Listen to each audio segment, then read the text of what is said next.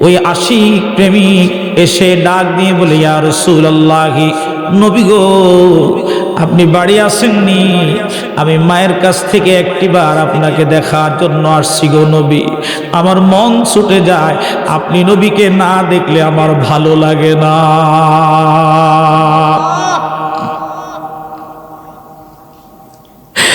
আপনি নবীকে না দেখলে আমার ভালো লাগে না গো।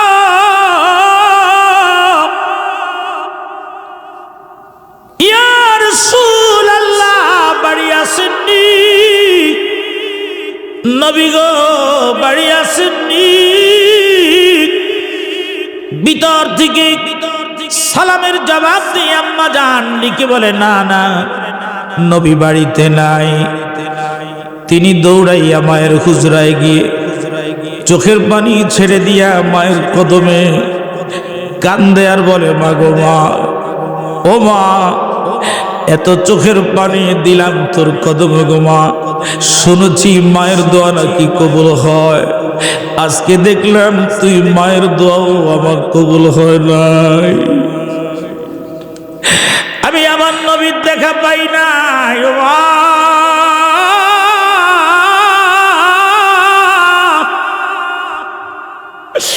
আমার মন মানে না গো মা। এই মনে নবীর আগুন কেমন জ্বলে আমি তোমারে বুঝাইতে পারি না গো।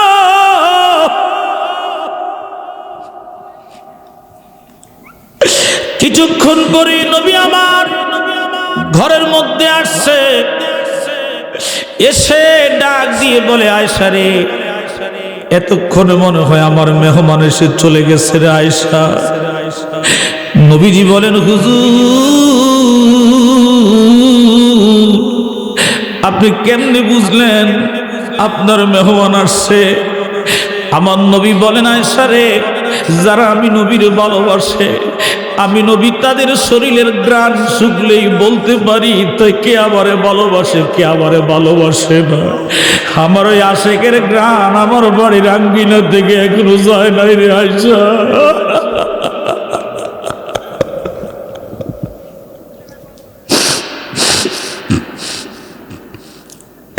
আম্মা জান বলেন, ইয়া রাসূলুল্লাহ,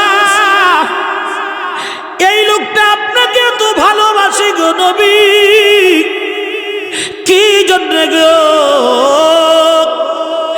আপনি এই লোকটার সাথে সাক্ষাৎ করেন নাই ইয়া রাসূলুল্লাহ? আমার নবীজি ডাক দিয়ে বলে, আয়েশা রে, এই আমার আশিক, সে আমার হাকিকত জেনে গেছে, আমি তার হাকিকত জেনে গেছি। সে যদি আমাকে দেখে সহ্য করতে পারবে না, আত্মহত্যা করবে। এই জন্য আমি তার সাথে সাক্ষাৎ করি নাই রে আয়েশা। তার ঘরের মধ্যে একটা বৃদ্ধা মা, সে খাওয়াইলে খায়, যদি না খাওয়ায় মানুষটা উপবাস থাকবে। এই জন্য আমি নবী তার সাথে সাক্ষাৎ করি নাই। মা দুঃখিনী দোয়া করে আর বলে, বাবা, আমি মায়ের দোয়া বিফলে যাবে না রে। আমি মা তোর জন্য দোয়া করি, যতক্ষণ পর্যন্ত রহমতের নবীর সাথে তোর সাক্ষাৎ না হবে ততক্ষণ আল্লাহ তোর কাছে মালাকুল মউত পাঠাবে না।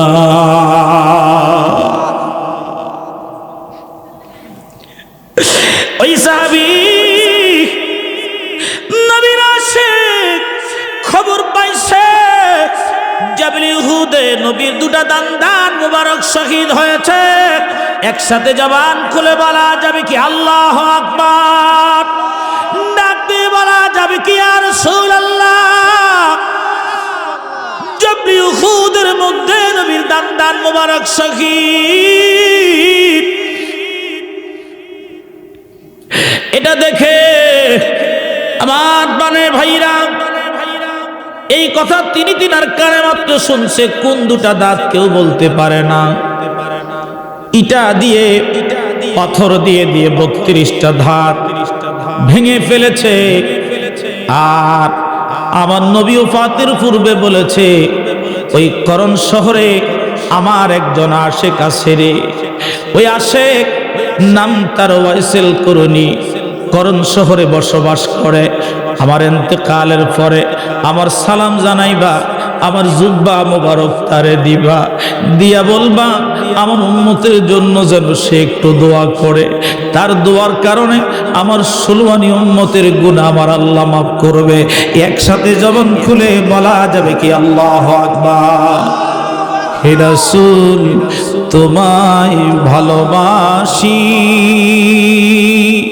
অন্তর শুধুই মুখে না,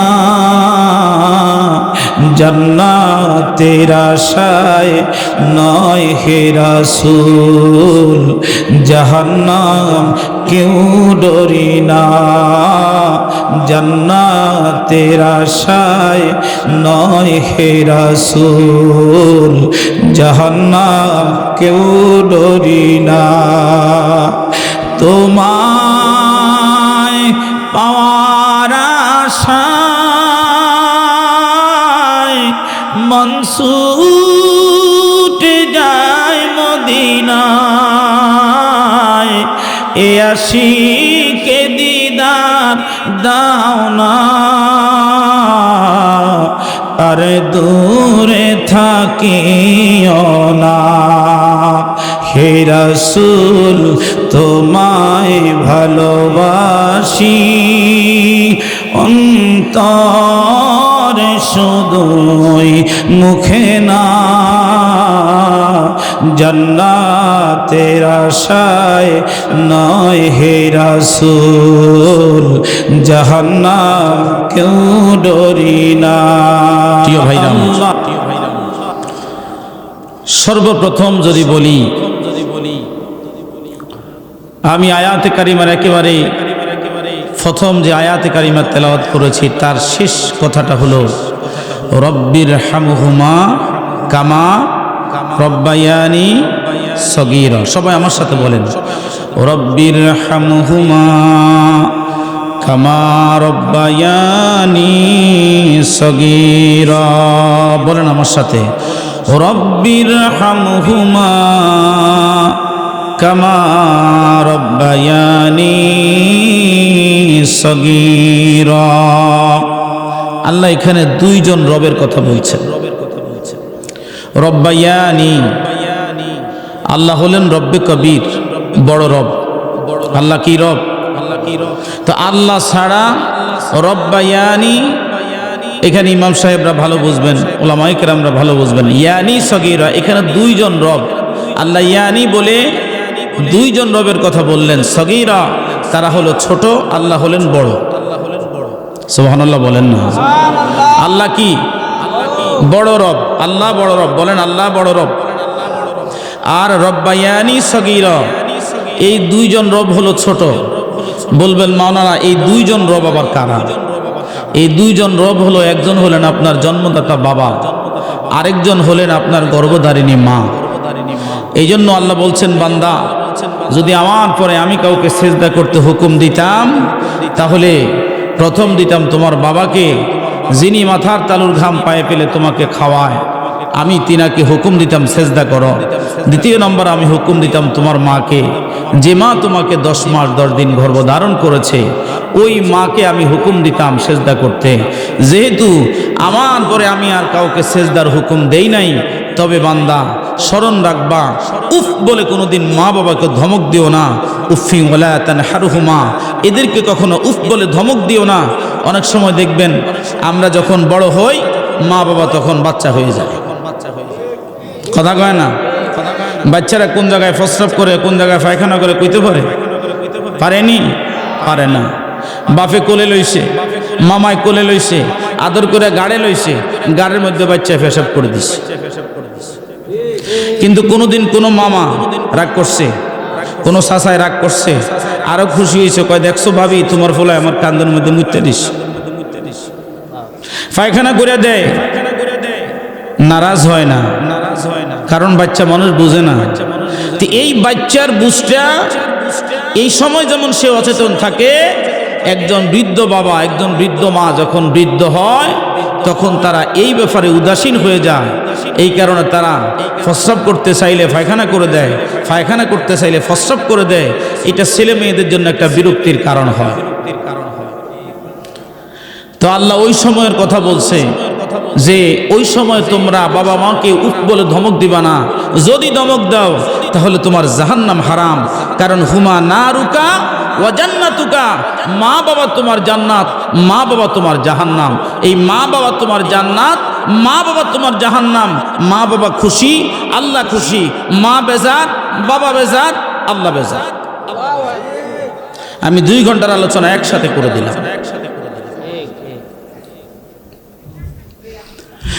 আমি নবী না চিনিলাম, কি যে ভুল করিলাম, বসমে ডালিলাম ঘি, মানুষ হইয়া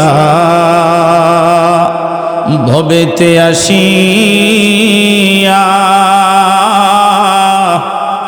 মানুষের করিলাম কি, আমি মানুষ হইয়া ভবেতে আসিয়া মানুষের করিলাম কি। আমি নবী না চিনিলাম, কি যে ভুল করিলাম, বসমে ডালিলাম ঘি, মানুষ হইয়া ভবেতে আসিয়া মানুষের করিলাম কি। আল্লাহুম্মা সাল্লি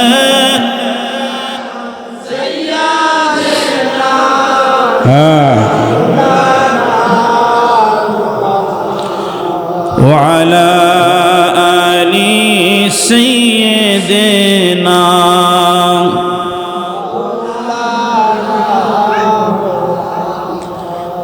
এবার দ্বিতীয় নম্বর কথাটা, আমি মাঝখানে আপনাদের এই কথাগুলি 4টা বিষয়ের উপরে কিছু কথা বলতে বলছেন।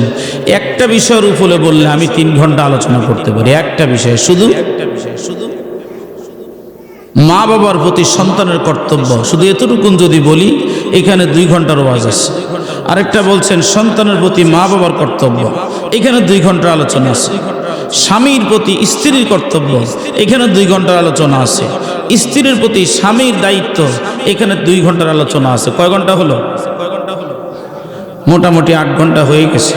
আপনারা দিবেন মাত্র 2 ঘন্টা। আমি দেখি চেষ্টা করে ঘন্টা 5 ওয়াজ করতাম পারি কিনা। একটু দোয়া করেন না, বলেন না ইনশাআল্লাহ, একসাথে বলেন আলহামদুলিল্লাহ।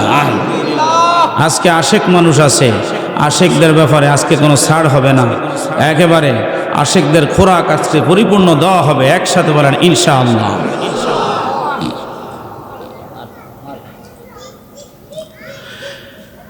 ইয়া ভাইরা আমার, গভীর মনোযোগ লাগান। প্রথমেই বলছেন মা বাবার প্রতি সন্তানের কর্তব্য কি। হযরত ওমর ফারুকের একটা ঘটনা মনে পড়ে গেছে, বলে দিব 5-7 মিনিটের মধ্যে বলে দিই। যেহেতু 8 ঘন্টার ওয়াজ 2 ঘন্টা দিয়েছেন, তা আমি তো 2 ঘন্টার মধ্যে শেষ করতে হবে। এই 5-7 মিনিটের মধ্যে প্রথম কথাটা বলে দিই। মা বাবা সন্তানের প্রতি দায়িত্বটা কেমন পালন করতে হয়। মসজিদ নববীর মধ্যে একটা বিচার আসছে, এই আপনাদের সবচেয়ে বয়স যার বেশি এইরকম একজন বৃদ্ধ বাবা ওমর ফারুকের মিম্বরে গিয়ে আরজ করলেন, ইয়া ওমর খলিফাতুল মুসলিমিন, আপনি আমার ছেলে নামাজ পড়ে না, আমার ছেলে কোরআন সুন্নাহ মতো চলে না, অভিযোগ কার কাছে? আমিরুল মুমিনিনের দরবারে। ছেলে কি করে না? কথা কয় না, কি করে না?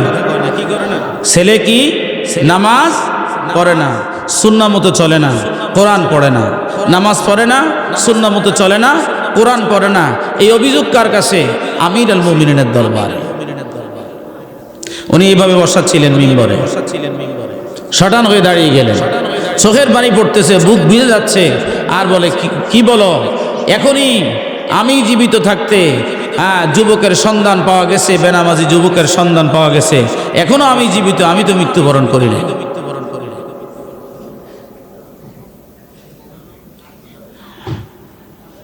এখনই বেনামাজি যুবকের সন্ধান এই মদিনায় পাওয়া গেল। বলো কি হায় হায়, আল্লাহু আকবার, বলো হে মুসলমান। যুবক দাঁড়িয়ে গেল, হযরতে খলিফাতুল মুসলিমিন দাঁড়িয়ে গেলেন, চোখের পানি পড়তে আরম্ভ করল। তিনি ডাক দিয়ে বলেন, তোমার ছেলে কোথায় বাবা, বলো।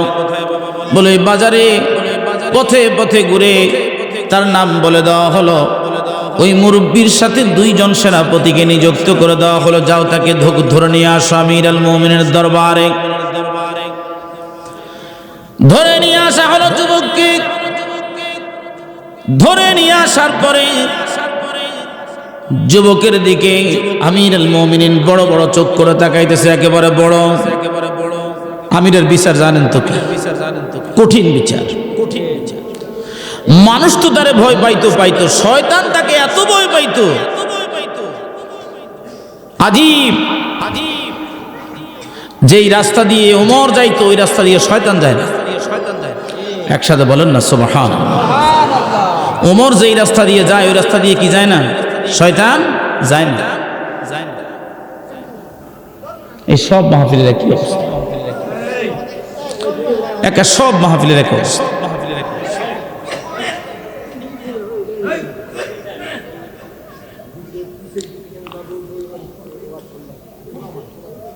আচ্ছা, আমির আল মুমিনিন যখন বড় বড় চোখ করে তাকাইছে, ফোলাই তো বুঝছে 18-19 বছরের নামাজ যা কাজা করছে, আজকে সব আমার ফিটে তো গোসল করে দিবে। ছেলেটা খুব কোড়ো জোরে আমির আল মুমিনিনের সামনে দাঁড়িয়ে বলে, হুজুর আমাকে ক্ষমা করবেন, যদি অনুমতি দেন আমি আমির আল মুমিনিনের দরবারে কিছু কথা বলতে চাই। হুজুর, এক পক্ষের কথা শুনে যদি বিচার করেন তাহলে আসামির প্রতি জুলুম হতে পারে। কি গম? কারণ বাদী আর আসামি 2 জন বিপক্ষ, 2 জনে জিততে চাইবে, এটাই সিস্টেম। কিছু কিছু জায়গার মধ্যে বাবা আসামি দুর্বল আর বাদী সবল। চেয়ারম্যানরে টাকা দিয়ে কিনছে, মেম্বার কিনছে, এলাকার নেতা ফেতারা কিনছে, মাতবর সাহেবরে কিনছে, মসজিদের ইমাম সাহেবের কাছে কইছে, হুজুর যদি আমার পক্ষে কন তাহলে কিন্তু নামাজ পড়মু, কারণ এখানে তো টাকা চলে না। কি কোন? এখানে তো টাকা চলে না। কইছে, হুজুর যদি আমার পক্ষে থাকেন, আমার যদি আজকে জিতাইয়া দেন, তাইলে আমি 5 ওয়াক্ত নামাজ পড়মু, জিতার পরে যা হয় হবে। ভিতরে ভিতরে কয় আর কি। এবার দেখেন সব কিনা যাক, কিন্তু মসজিদের ইমাম কিনা যায় না। সবার লক্ষ লক্ষ টাকার ঘর বাড়ি আসে রে, কিন্তু 40 বছর ইমামতি করার পরেও কোন ইমামের বাড়িতে দামি বিল্ডিং ওঠে না।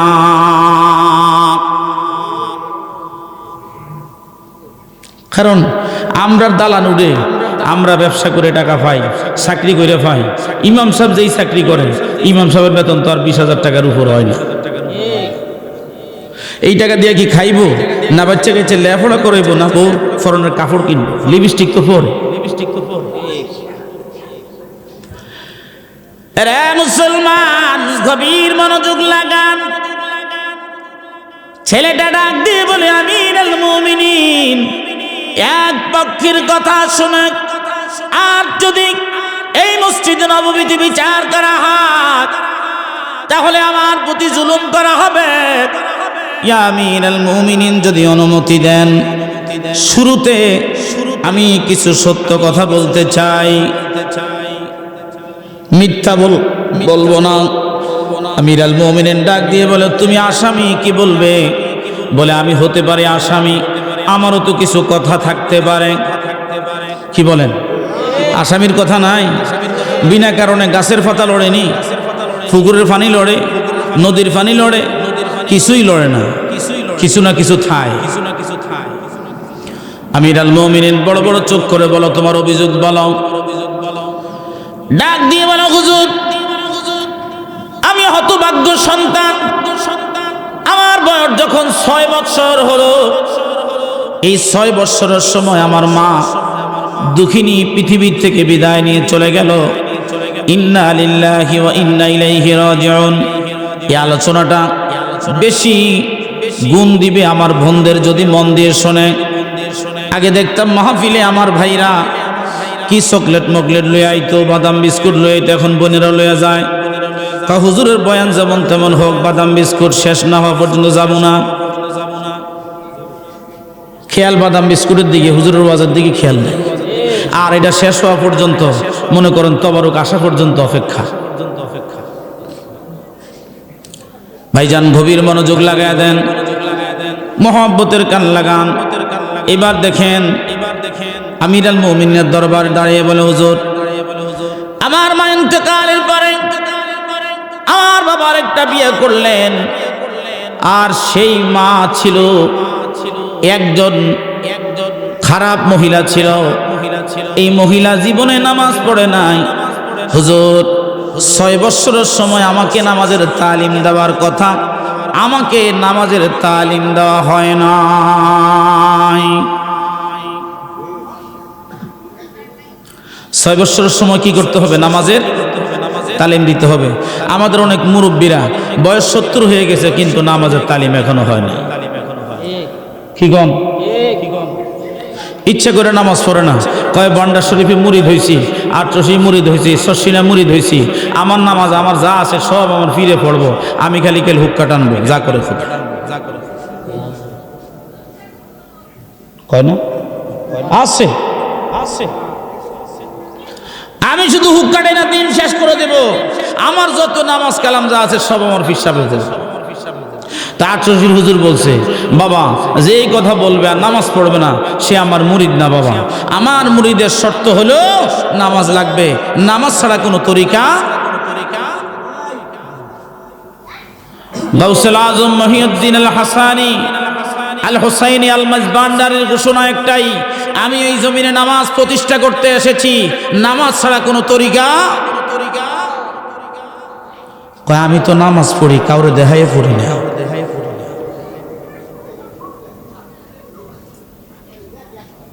তো মঈনুদ্দিন হাসান কি শরীয়ত বুঝতো না যে মানুষের দেখাইয়া নামাজ পড়ানো যাবে না?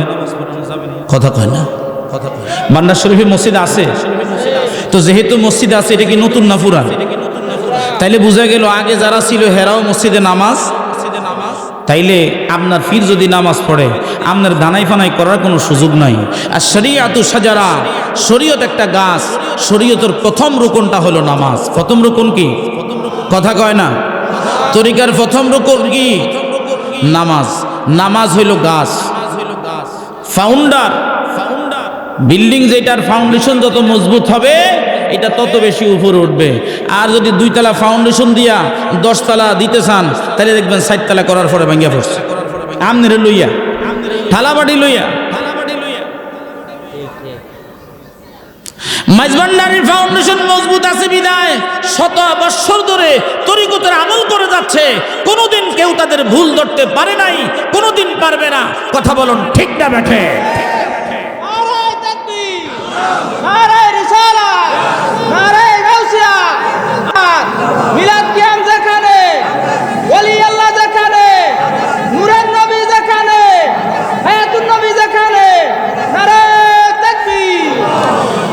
বিশ্বওয়ালি খাজা বাবা ফরিদপুরি 80 বছর ধরে এই ফরিদপুর রজপাড়া গায়ে তিনি আসছেন।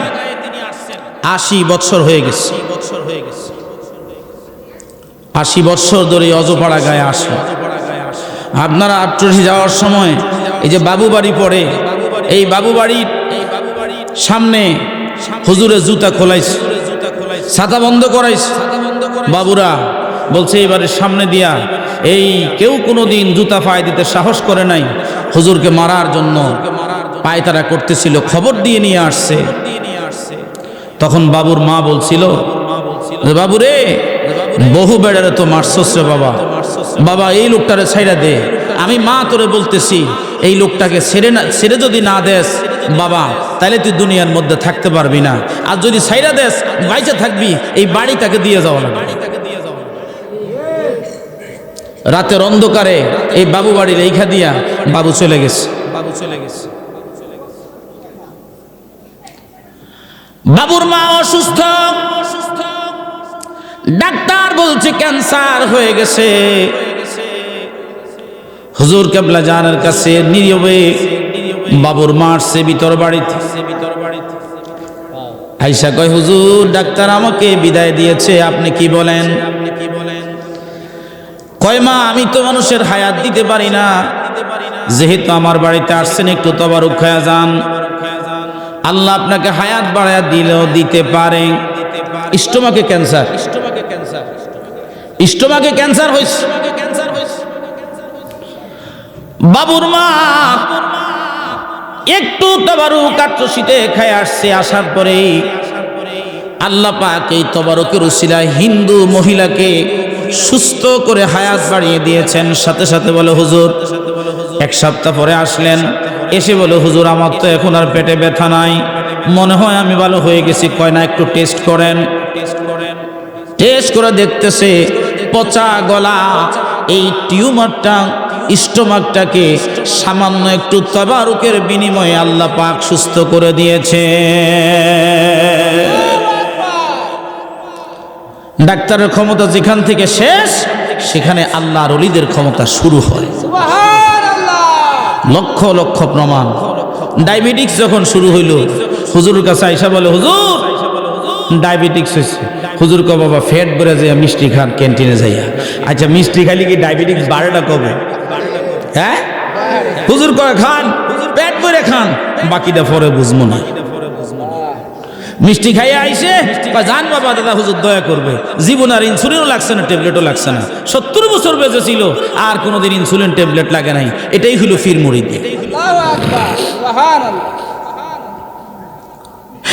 পীর যারে দয়া করে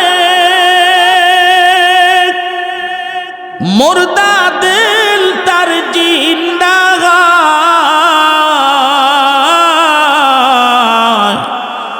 পীর যারে দয়া করে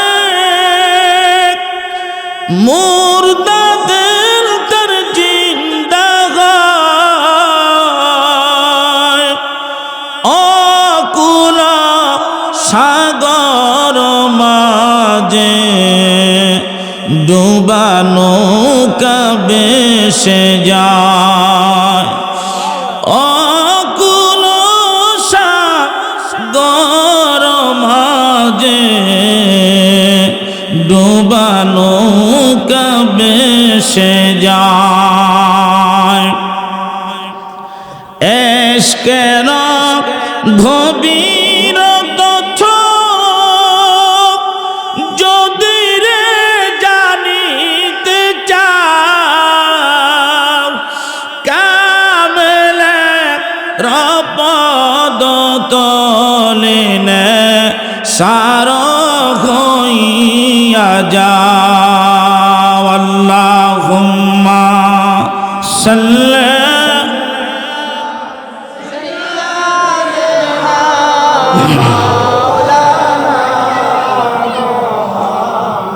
ওয়ালা আলি সাইয়্যিদিনা।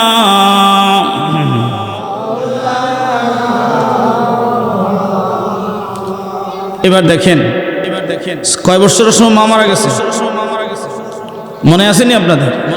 কয় বছর? আমি একটু ডাইন বাম কইরা দেখি, যদি আমাদের প্রধান বক্তা যদি আমারে এই ঘন্টা দুই সময় একটু বাড়ায়া দেয়, কি কম, তাইলে পুরো আলোচনাটা করতে পারবো আর কি। কয় বছরের সময় মা মারা গেছে? আর এই 6 বছরের সময় বাচ্চাদেরকে কিসের তালিম দিতে হয়? 6 থেকে 8, 6 থেকে 8 এই সময় কি করতে হবে? আমি মসজিদে যাব, ছেলে মেয়েদেরকে নিয়ে যাব। আপনাদের এই গ্রামে তো আর ছেলে টেলে নাই না, মিছা কথা। যদি থাকতো তাহলে তো সবার লোক অজ্ঞ থাকতো, হয় ফোলা থাকতো, নাইলে নাতি থাকতো, নাইলে মেয়ের ঘরের নাতি, নাইলে ছেলের ঘরের নাতি। আজকে মাহফিল উপলক্ষে সবার বাড়িতে মেয়েরা বাচ্চা কাচ্চা লইয়া আইসা পড়ছে। আগে দেখতাম একজন মুরব্বির লোকে একটা বাচ্চা থাকতো, একটা মুরব্বির লোকে একটা বাচ্চা থাকতো। আমি আমার নানার সাথে ওয়াজ করতে গেছি, সেদিন ওয়াজ শুনতে গেছি, আজকে আমি নিজে ওয়াজ করতেছি। এখন তো আর আপনারা নিজ দায়িত্বে চলে আসেন, পোলাপাইন আনেন না, এই কারণে ভবিষ্যতে পোলাপাইন এখন আর মুরব্বীরা সালাম দেয় না, কথা কয় না, মুরব্বীদেরকে এখন আর সালাম দেয় না বাচ্চারা। দুইটা কারণ। এই যে আমার পাশে বসা ইমাম সাহেব, আগে তো ইমাম সাহেব করে সকালবেলা এই যে ফজরের নামাজের পরে ঘুম নাই, মুক্ত পড়াইতে হইব। এখন ওনারা রিল্যাক্স, মুক্তর পরে জোহর পর্যন্ত ঘুমায় ফজরের পরে। কারণ কি, ওনাদের হাত থেকে বেত নিয়ে গেছেন, ওনাদের কাছ থেকে ছাত্র নিয়ে কিন্টার গার্ডেনে ঢুকাইছেন। এখন আর কোরআন টোনার আপনার ভাল লাগে না, এটা ডিসলাইক।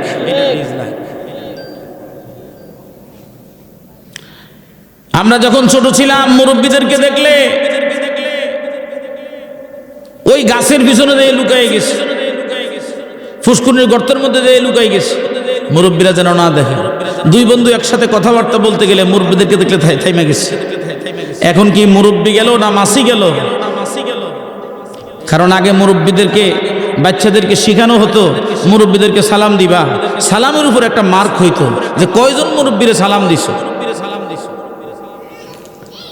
আমাদের সম্মান আমরা নষ্ট করে ফেলেছি, কি গো? আজকে যদি আপনাদের প্রত্যেকের সাথে সাথে যদি একটা করে বাচ্চা থাকতো তো ফ্যান্ডেলটা বেরো যেত না, কথা কয় না? বর্তনী। এই কারণে এই যে আপনারা বাচ্চাকে আনেন নাই, ওই যে বাচ্চারা কেউ ডাইনে, কেউ বামে, কেউ ফিসে, কেউ সামনে, কেউ মেলার মধ্যে ঘুরতেছে, আপনারা নিজ দায়িত্ব পালন করতেছেন। একটু পরে দেখেন আমিরুল মুমিনের বিচারটা দেখেন। মা বাবার প্রতি সন্তানের কর্তব্য দেখেন। 6 বছরের সময় নামাজের তালিম দেওয়ার কথা ছিল, তালিম দেয় নাই। তালিম না দেওয়ার কারণে ছেলেটা তো বেনামাজি হয়ে গেছে। কারণ সৎসর্গে সঙ্গবাস, অসৎ সঙ্গে সর্বনাশ। প্রথম যেদিন তুমি এসেছিলে ববে, হেসেছিলে, কেঁদেছিলে শুধু তুমি, হেসেছিল সবে। এমন জীবন তুমি করিবে গঠন, মরিবে হাসিবে তুমি, কাঁদিবে ভুবন, কাঁদিবে ভুবন। হযরত আমার বাবা জীবনে কোনোদিন খবর নিল না। এখন আমার বয়স 18 বছর চলে, আমার 12 বছর ধরে আমার কোনো খবর নেয় নাই। হুজুর, বাধ্য হয়ে আমি খারাপ ছেলেদের সাথে মিশতে মিশতে নিজেও খারাপ হয়ে গেছি। হুজুরও যেই মা আমার বাবা বিয়ে করে নিয়ে আসছে, গত 12 বছরও দেখি নাই একটা দিনের জন্য আমার মা নামাজ পড়তে। বলো গো হুজুর, মা বাবা যদি নামাজ না পড়ে তাহলে সন্তান কেমনে পড়ে? মা বাবা যদি দিনমুখী না হয় সন্তান কেমনে হয়? মা বাবা দুঃখী যদি কোরআনমুখী না হয়, আমি আমার মাকে গত 12 বছরে আমার ওই যে সৎমা ঘরের মধ্যে আসছে, মাকে কোরআন পড়তে দেখি নাই। হুজুর, আপনি একটু বলে দেন, নামাজের প্রশিক্ষণ যদি আমি না পাই কেমনে আমি নামাজ পড়ব? আর সর্বশেষ আমার কথা হলো, হুজুর আজকে যিনি আমার ব্যাপারে অভিযোগ নিয়ে আমিরুল মুমিনিনের দরবারে আসছে, হুজুর ওনার ব্যাপারে আমি যদি বলি, গত 12 বছরে আমার সব মা যত বিচার নিয়ে আমার বাবার কাছে বলতো, আমার বাবা এই 12 বছরের মধ্যে একটা দিনের জন্য সত্য কি মিথ্যা কোনোদিন যাচাই করতো না। মায়ের কথা ধরে আমার বিচার করার কারণে হুজুর আমি বেহায়া হয়ে গেছি, বেলাজা হয়ে গেছি। আমি এখন আর বাবা মাকে মানি না।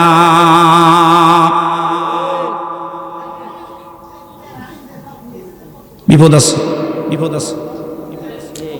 এই কথা যখন ছেলেটা বলতেছে, তাকে দেখতেছে তার বাবার চোখের পানিগুলি টপ টপ করে পড়ে। ঘরে সৎমা থাকতেই পারে, আর দেখবেন বাবারা যদি 5টা স্ত্রীও থাকে, 5 জন স্ত্রীও ঘরে যদি থাকে, তাদের সমান অধিকার পালন করে।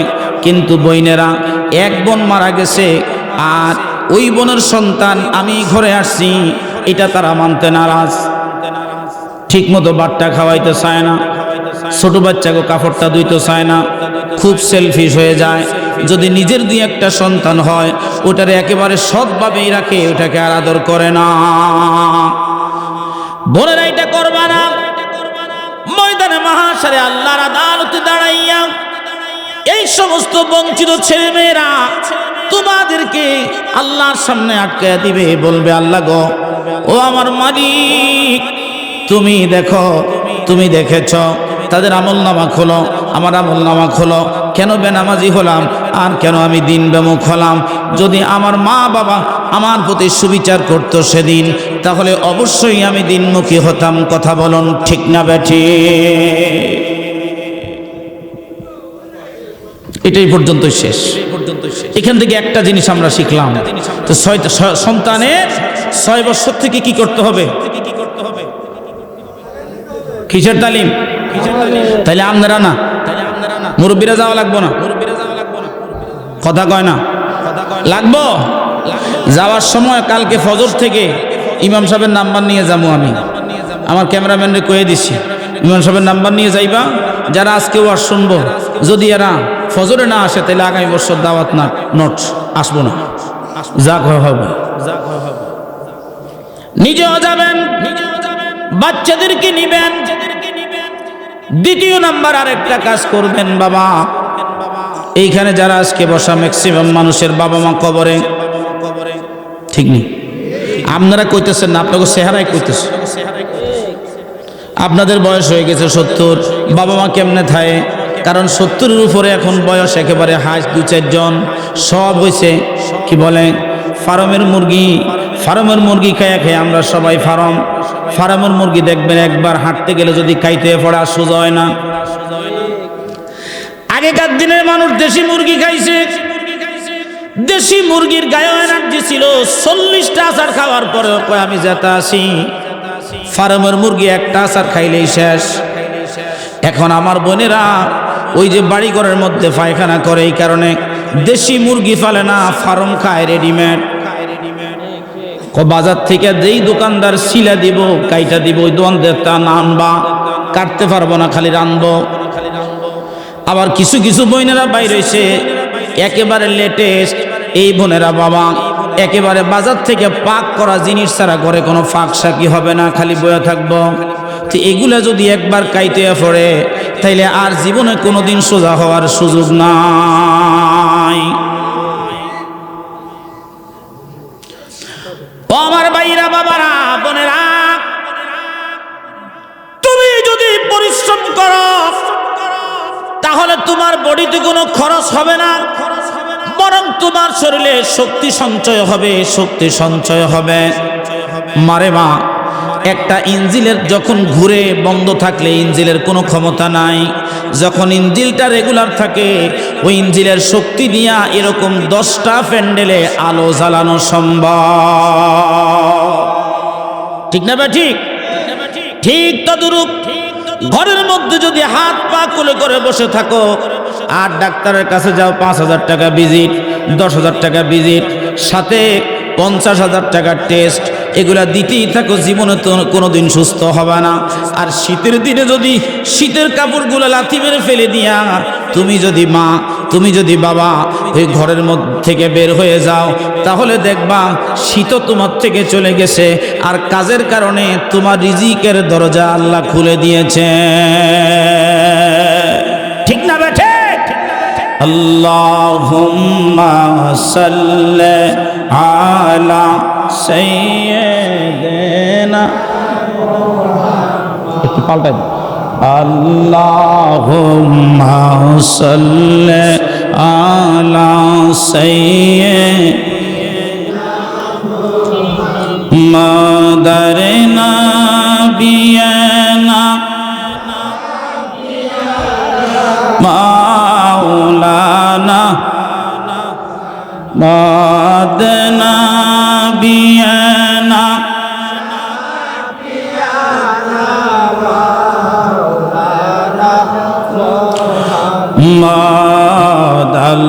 আল্লাহুম্মা সাল্লি আলা সাইয়্যিদিনা أدنى بيانا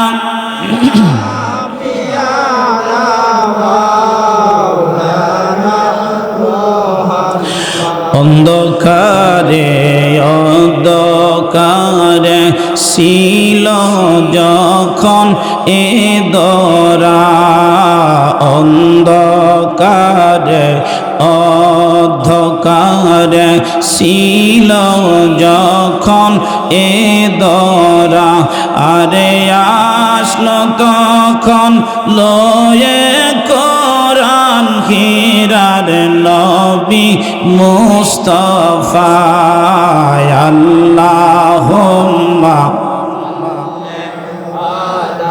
সাইয়্যিদিনা মুহাম্মদ নবিয়ানা শাফি মাওলানা মুহাম্মদ। এবার একটু আসি একটা নেক সন্তান কি পারে। নেক সন্তানের কাজ হলো নেক সন্তান মা বাবার জন্য দোয়া করবে। কি করবে? ইব্রাহিম আলাইহিস সালাম আল্লাহর কাছে যখন সন্তান চাইলেন 80 বছর বয়স। কত বছর? আমগো কি 50-এর পরে 40-এর পরে আর কি ছেলে মেয়ে হয়নি? কুচিত। কি বলেন? কুচিত, হাজারের মধ্যে একজন দুইজন। আর এই বয়সে ছেলে মেয়ে হলে এটার মানুষ করে মরণ যায় না। 80 বছর বয়স, ডাক দিয়ে বলে আল্লাহ আমাকে একটা সন্তান দাও। কেমন সন্তান দিবে? ডেকে বলেন মালিক রে, রব্বি হাবিলি মিনাস সালিহিন। একটা হে আমার রব, হাবিলি মিনাস সালিহিন, সত্যবাদী এবং সৎ সাহসী সালেহীন মুত্তাকিদের অন্তর্ভুক্ত করে আমাকে একটা সন্তান দাও, যেন তেন না। একসাথে বলেন না মারহাবা, আরো জোরে বলেন মারহাবা।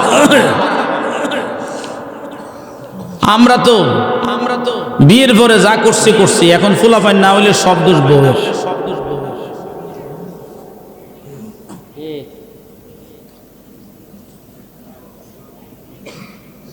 সব দোষ বউয়ের। প্রথমে 1 বছর দেহে, যদি দেখে যে বাচ্চা কাচ্চা হয় না, আগে বাপর বাড়ি যাও, আগে চিকিৎসা করে আস। এখন বউ তো চিন্তা ভাবনা করে কি যে হয়েছে আল্লাহ জানে। এত মধুর সম্পর্ক, 10 বছর ধরে প্রেম করলাম, এখন বিয়ে করলাম, এখন কয় বাপের বাড়ি যে ট্রিটমেন্ট করতাম, এই বুঝি বিয়া। এরকম জানলে তো হালা বিয়েই করতাম। কি করব? গেছে বাপের বাড়ি। এখন যাওয়ার পরে 6 মাস ওষুধ খেয়ে আইছে, আসার পরে দেখা যায় জামার ব্যাটারি ফিউজ। এখন হেরে কারবার ছড়াইবেন, জামাই যে ব্যাটারি ফিউজ হইছে, এখন বউরে কারবার ছড়াইবে, জামাইরে কারবার দিবা। এখন ফুলার খালি মন বাজার কি লেগে যে বউডারে ফাটাইলাম, এখন তো সব আউট হয়ে গেছে। যুবকেরা, যদি দাম্পত্য জীবনে স্ত্রীর সামনে যদি তোমরা বীর পুরুষ হতে চাও, তাহলে 2টা কাজ করবা না। একটা হলো হস্তমৈথুন করবা না। দ্বিতীয় নম্বরে যুবক ভাইরারে দাঁড়িয়ে প্রস্রাব করবা না। যদি হস্তমৈথুন করো তাহলে তোমার পুরুষাঙ্গের ওই গ্রোথ নষ্ট হয়, পুরুষাঙ্গটা বিকল হয়। দাঁড়িয়ে প্রস্তাব করলে 1400 বছর আগে রাহমাতুল্লিল আলামিন বলেছেন, যে উম্মত দাঁড়িয়ে প্রস্তাব করবে ওই উম্মতের যৌন ক্ষমতা নষ্ট হয়ে যায়। আমার দেশ তো এখন ডিজিটাল হয়েছে। বোনেরা কয়ে ফুলারা খাড়াইয়া প্রস্তাব করে, কোম্পানি কিনলে গা মহিলাকে দাঁড়াইয়া প্রস্তাব করার একটা সিস্টেম করলো না, তাহলে আমরাও সমান অধিকার, আমরাও দাঁড়াইয়া প্রস্তাব করতাম। সমান অধিকার তো, অধিকার সমান। পুরুষ দাঁড়ায় প্রস্তাব করে, আমরা লিগে সিস্টেম করলে তো আমরাও দাঁড়ায় করতাম, আমরা বই করতাম না। আমার মা বোনেরা, আজকে আজকের এই মাহফিল থেকে তোমরা নিয়ত করে নাও, তোমরা বোনেরা বিয়ের আগে যদি তোমরা নিয়ত করে নাও বেনামাজি ছেলে বিয়ে করবা না। যার সাথে তুমি সেটিং পেটিং করো বোন, তুমি যদি চাও বিয়ের আগেই তোমার স্বামীকে তুমি নামাজি বানাইতে পারো। যদি বলো আগামী কালকের থেকে প্রথম জিগাইবা ভালোবাসি কিনা, বলে হ জীবন দিয়া ভালোবাসি, বলে জীবন দেওয়া লাগবো না, তুমি নামাজ দিয়া ইন্টারভিউ দাও। 40 দিন নামাজের সাথে যদি ওই জামাতের সাথে যদি নামাজ পড়তে পারো তাইলে আমি তোমার বিয়ে করব। যদি পরের দিন ওই ছেলেটা তোমারে আবার টেস্ট করে মেসেজ করে যে না ফজরের নামাজটা পড়ছি, তাহলে বুঝবা সত্যি তোমার প্রেমে পড়েছে।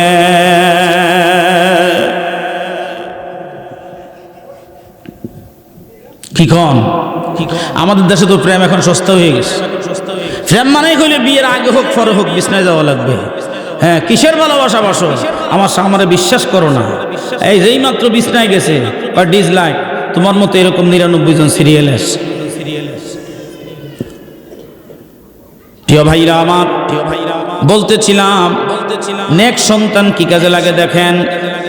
ইব্রাহিম আলাইহিস সালাম আল্লাহর কাছে বাইতুল্লাহর গিলাফ ধরে দোয়া করলেন, আল্লাহ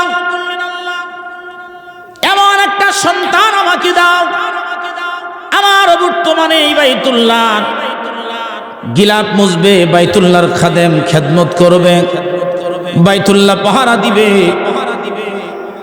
তোমার দিনের প্রচার করবে, এমন একটা সন্তান আমাকে দাও। আল্লাহ হযরত ইসমাঈল আলাইহিস সালামকে দিয়ে দিলেন। ইসমাঈল আলাইহিস সালামকে দিয়ে দেওয়ার পরে তিনি দুনিয়ার মধ্যে আসলেন।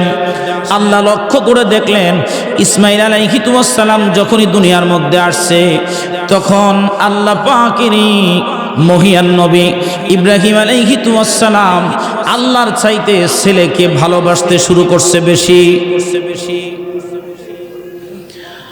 আল্লাহ পাক পরীক্ষা দিয়ে দিলেন। আমি দেখি সত্যিকারই ইব্রাহিম আমার আল্লাহকে ভালোবাসে নাকি আমার সন্তান ইসমাইলকে ভালোবাসে, কাকে বেশি ভালোবাসে পরীক্ষায় ফেলে দিলেন। এবার আল্লাহ পাক হুকুম দিয়ে দিলেন, ইব্রাহিম যাও তুমি তোমার সন্তানকে কোরবানি করো।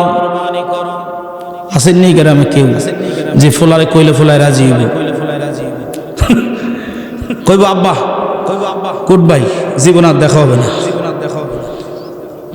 ইব্রাহিম আলাইহিস সালাম বয়ে বয়ে কিচ্ছু বলে না।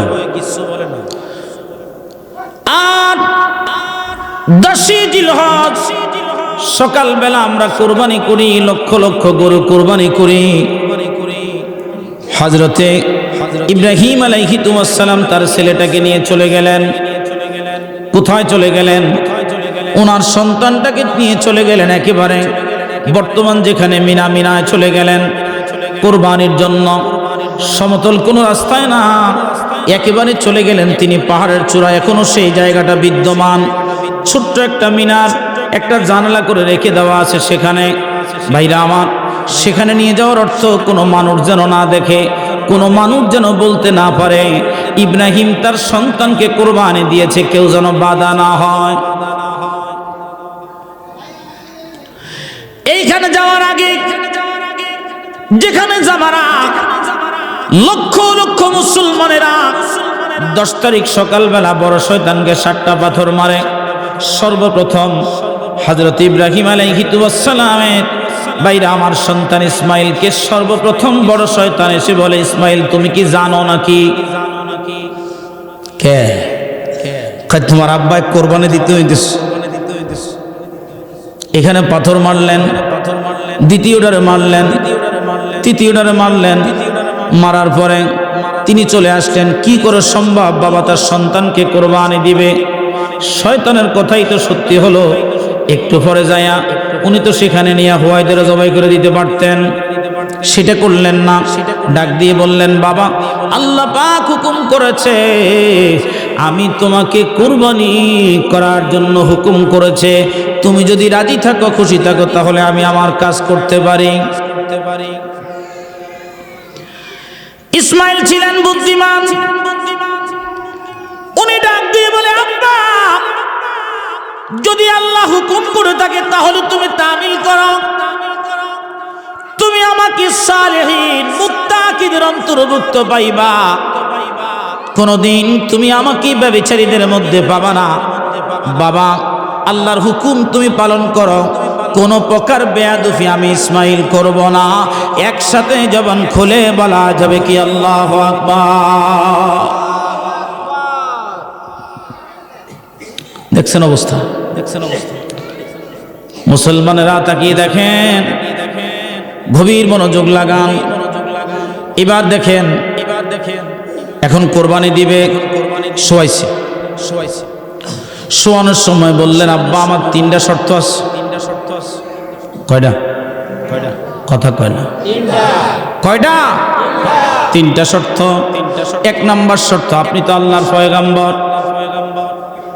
আমাকে কোরবানি করার আগে রশি দিয়া সুন্দর করে আমার চেহারা, আমার হাত পা গুলি আপনি বেঁধে ফেলবেন, কারণ যখন আমার কোরবানি হয়ে যাবে, আমার কোরবানি হয়ে যাওয়ার পরে আমার হাত পা গুলি চটপট করবে, লাড়াচাড়ি করব। বাবাকে যদি আপনি আল্লাহর পয়গম্বর, ওই মৃত্যুর যন্ত্রণায় চটপট করা হাত পা গুলি যদি আপনার গায়ে লাগে, তাহলে কিন্তু বাবা কোরবানি নাও হতে পারে, অসম্মান হবে, এই জন্য কোরবানি নাও হতে পারে। বাবা, আপনি আমার হাত পা গুলি সুন্দর করে বেঁধে ফেলবেন, যেন আমি নড়াচড়া না করি।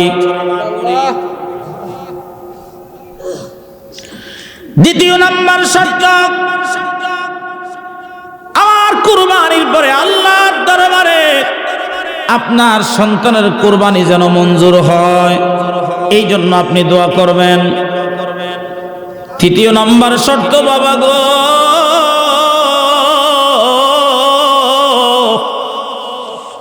সন্তানের যদি কোনো বিপদ হয়, এই পৃথিবীর মায়ের রাডারের মধ্যে আল্লাহ খবর দিয়ে দেয়।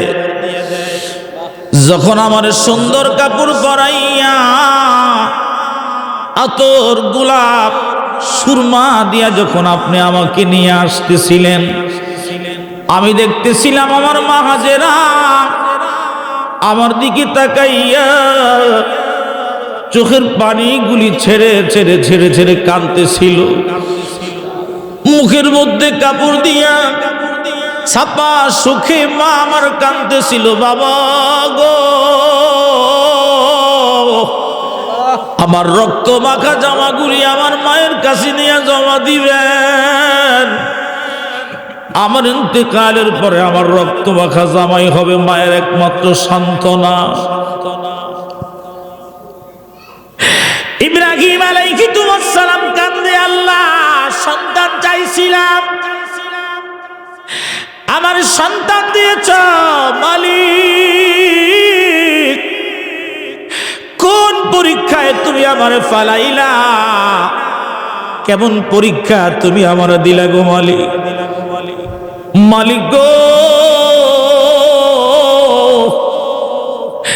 এত সুন্দর সন্তান তুমি আমাকে দিছো, মক্কার সব মানুষ আমার ছেলেটারে ভালোবাসে, কারণ আমার ছেলে তো সাধারণ ছেলে না,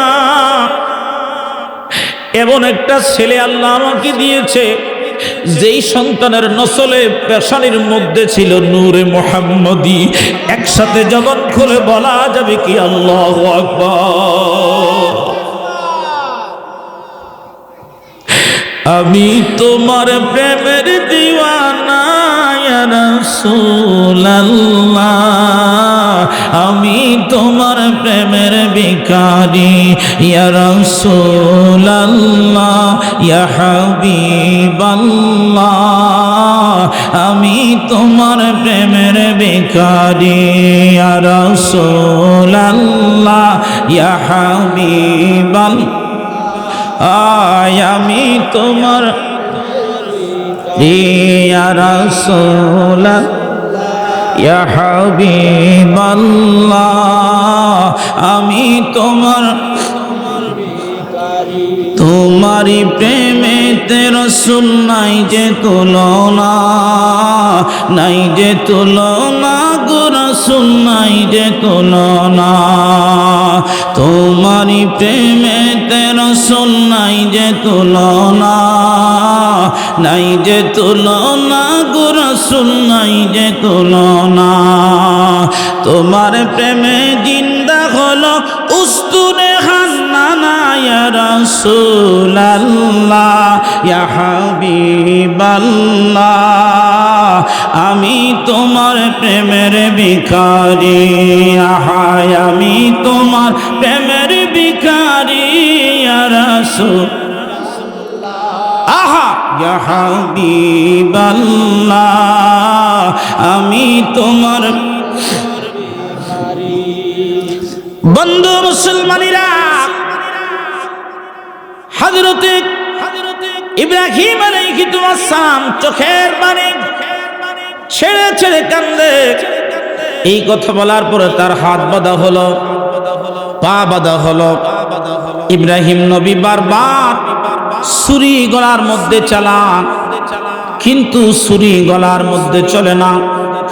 তিনি কি করলেন? রাগ করলেন, কারণ তিনি অস্থির হয়ে গেলেন কখন সন্তানকে কোরবানি করবে, আর আল্লাহর আদালতে তিনি পরীক্ষায় উত্তীর্ণ হবে, এই জন্য উন্মাদ হয়ে গেলেন। আল্লাহ পাকের প্রেম পিপাসায় তৈতিনার পেয়েছিল, তিনি পাগল হয়ে গেলেন কখন হুকুম আদায় করবে না, ছেলে কোন সময় আবার নারাজ হয়, কখন নিষেধ করে। এখন যেহেতু রাজি হয়েছে, সময় থাকতে কাজ সেরে নেই। কিন্তু ছেলে তো কাজ করে না, ছুরি কাজ করে না। উনি কি করলেন? রাগ করে ছুরিটা একটা পাথরের মধ্যে মারছে।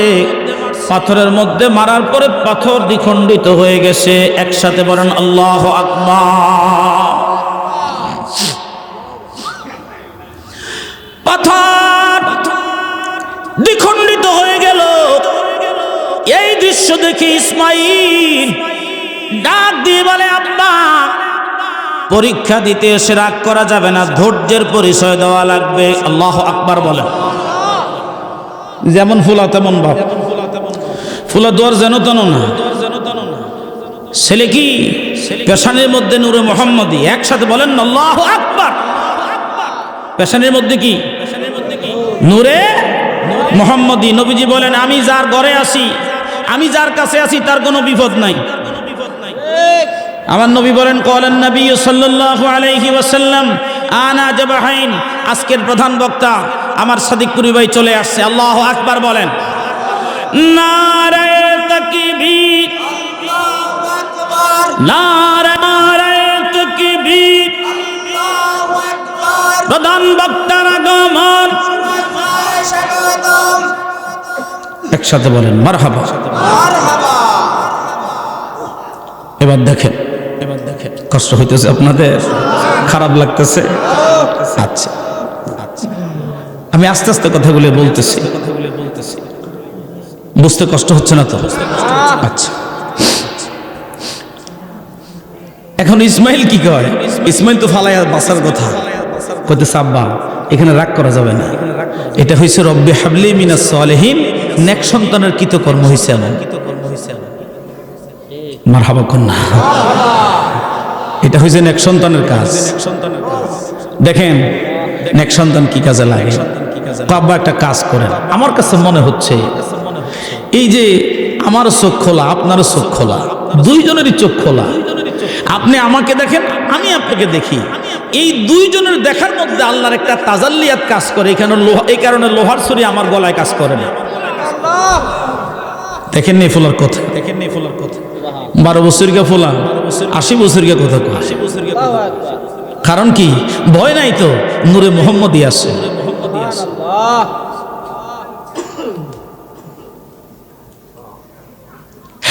আল্লাহ যখন ছিল একা, এর ছিল না তার কোন সখা,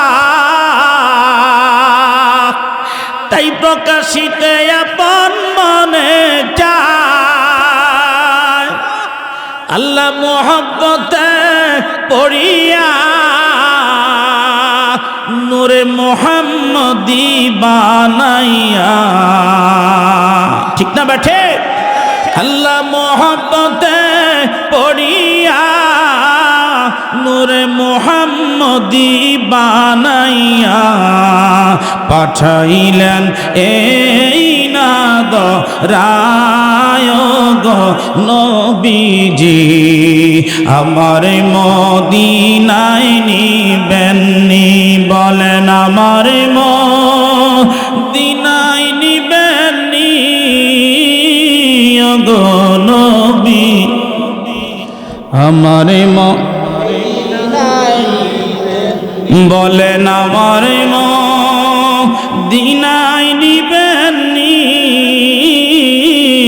গো নবীজি। আমার একসাথে বলেন আল্লাহু আকবার। খোলাই কি কয়? আমনে জামা দিয়ে আমনের চোখ বাঁধেন, আমার জামা দিয়ে আমার চোখ বাঁধেন। আমিও আপনারা দেখবো না, আপনিও আমার দেখবেন না। এবার দেখবেন কোরবানি হয়ে গেছে।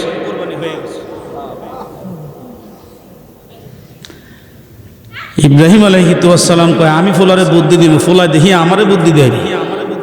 এটা কি ফোলা আল্লাহ দিল? ভিতরে ভিতরে খুশি, আর যে ফোলা জবাই করতেছে এর একটু বেজার।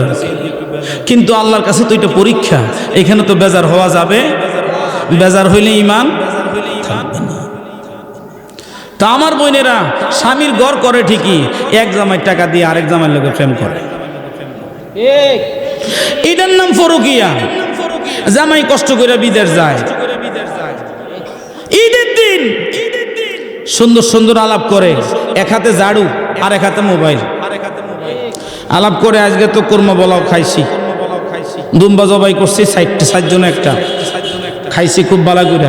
আসলে রাস্তায় ওই যে ডিউটি করার সময় সৌদিরা বিরিয়ানির প্যাকেট দিয়ে গেছে, এটা খাইতে চোখে দেখা। ওই টাকা দিয়া একটু ভিডিও কলে মোবাইলে কথা বলবে, এই জন্য বউরে একটা দিছে, নিজে একটা নিছে, তাও হাওলাত করা। জামাই এমবি কেনার জন্য টাকা দিল। আমার বোনেরা এতটা নিমক খারাপ, ওই স্বামীর মোবাইল স্বামীর টাকা দিয়া, স্বামীর জমানো স্বর্ণ লইয়া আরেক জামাইয়ের সাথে চলে যায়। এরাই হলো জাতির সবচাইতে নিমক হারাম। তারপরেও এই মহিলাই হলো আমার মা, এই মহিলাই আমার বোন, এই মহিলাই আমার স্ত্রী, এই মহিলাই আমার কন্যা। কথা বলুন ঠিক না বেঠে? এই জন্য ছাগল বেশি ছাইরা দেন যাবে না। ছাগল যখন ছাইরা দিবেন দেখবেন যে ডাইনে বামে খাইতে আছে, হাতের মধ্যে লাড়ি রাখিয়া ছাগল ফালতু। কথা কয় না? আপনার ফলাফল তো বিদেশ গেলে 10 বছর এক লগে থায়। রসুল বলছে সফরের নিয়ম হলো সর্বোচ্চ 4 মাস। কয় মাস? কথা কয় না? সফরের নিয়ম কয় মাস? যদি 4 মাসের উপরে তুমি সফরে থাকো আর তোমার স্ত্রী যদি অন্যের সাথে ব্যভিচার করে, সেটার জিম্মাদার তুমি। বিয়ে করছে এখনো বাসর হয় নাই, এখনো বাসর হয় নাই, 3 দিনের মাথায় চলে গেছে বিদেশ, 5 বছর খবর নাই। এই মহিলা করবো কি? বোনেরা তো আজগা খাইলেছে আগে বাগে, নাহলে তো আমার লাগে আরো কিছু পাকে যে মাওলানা আমগো ওয়াজ করছে আজগা। তো কি কন? হ্যাঁ, আমি আবার এত বেশি খাই না, একটু কম কমই খাই, কারণ আমি সবসময় উল্টা পাল্টা কথা কই তো। আর মাহফিলের আগে বাগে খাইলাই, পরে আবার নসিবে না থাকলে তো আরেক বিপদ। গরম ভাত ফানি ডাইল্লা দিলে কি কর, তো সবটাই মুশকিল। আচ্ছা, কাজের কথায় আসি। এবার দেখেন ইসমাইল আলাইহিস সালাম কি করলেন। যেই মাত্র চোখ বাঁধতেছে দুইজনের, আল্লাহ কয় জিবরাইল আর দেরি করা যাবে না। একসাথে মারহাবা কয় না? না হয় নাই, আরো জোরে। আর দেরি করা যাবে না, তাড়াতাড়ি দুম্বা আনো। চোখ বন্ধ করার সাথে সাথে দুম্বা শোয়াই দাও। জিবরাইল যেই কয়বার এই পৃথিবীর মধ্যে তাড়াতাড়ি আসছে, তার মধ্যে ইসমাইলের দুম্বাটা জান্নাতের থেকে নিয়ে আসতে এত তাড়াতাড়ি আসছে। একসাথে বলেন মারহাবা।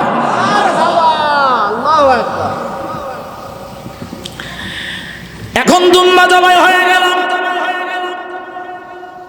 চোখ খুলে দেখতেছে দুম্বা চটপট করে, জিবরাইল দাঁড়ানো, আর ইসমাইল আলাইহিস সালাম পাশে দাঁড়িয়ে আছে।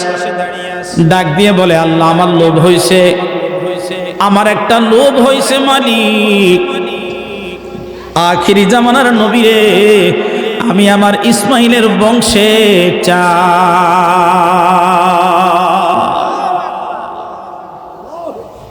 আল্লাহ গো ইব্রাহিম চাইবেন কি, আমি তো দিয়েই রাখছি, মোহাম্মদ আছে বিদায় তো আপনার ইসমাইলকে বাঁচাইয়া দিছি। একসাথে বলেন না আল্লাহু আকবার।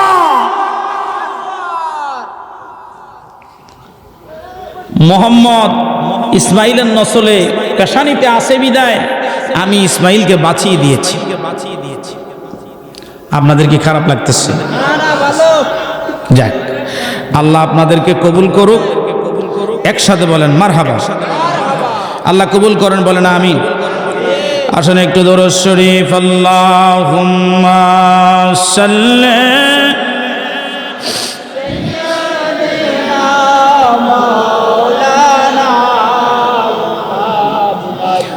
ওয়া আলা আলি সাইয়্যিদিনা মুহাম্মাদ, আল্লাহুম্মা সাল্লি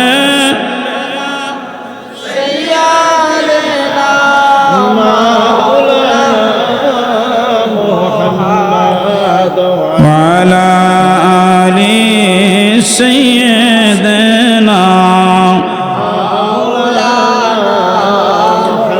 محمد، اللهم صل سيدنا مولانا محمد وعلى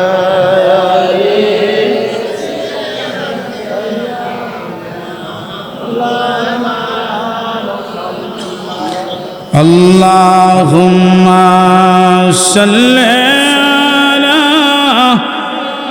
سيدنا مولانا محمد وعلى سيدنا مولانا اللهم صل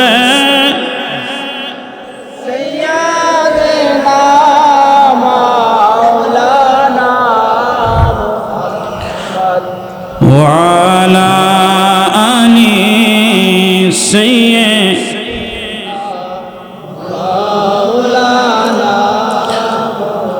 আমি দিন ভিখারি পারের তরি পালাইছি হারাইয়া, প্রাণ মুর্শিদ আমার দিন কি এমনে যাবে বইয়া, আমার দিন কি এমনে যাবে বইয়া, প্রাণ খাজায় আমার দিন কি এমনে যাবে বইয়া, আমার দিন কি এমনে যাবে বইয়া, প্রাণ খাজায় আমার দিন কি এমনে যাবে। আমি দিন ভিখারি পারের কড়ি পালাইছি হারাইয়া, প্রাণ খাজায় আমার দিন কি এমনে যাবে বইয়া। ও মুর্শিদ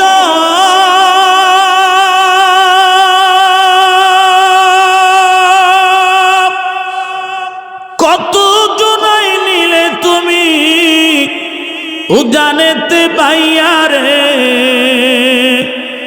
উজানেতে বাইয়া, আর আমি বাটির সাথে পারগাটাতে, আমি জীবন শেষে পারগাটাতে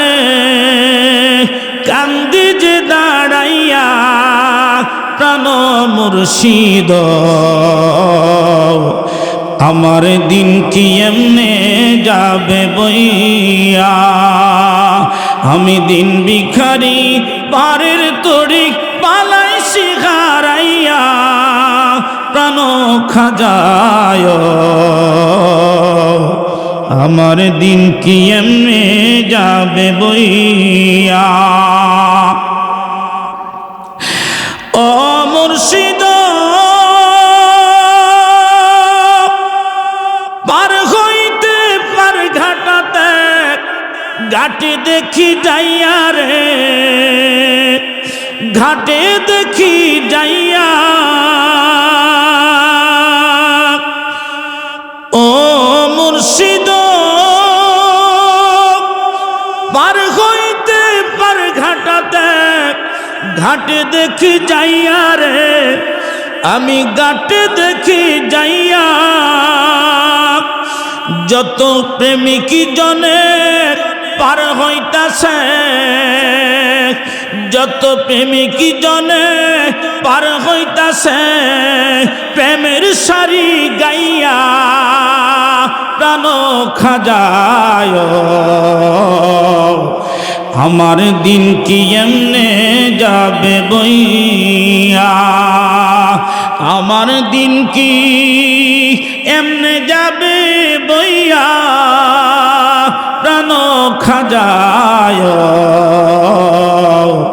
আমার দিন কি এমনে যাবে বইয়া ও মুর্শিদ প্রেম নদীর তরঙ্গ ভারী কেমনে যাব বাইয়া গো আমি কেমনে যাব বাইয়া এদিন খেপা বলে রইলাম আমি এদিন খেপা বলে রইলাম আমি তোমার প্রাণে চাইয়া প্রাণ খাজায়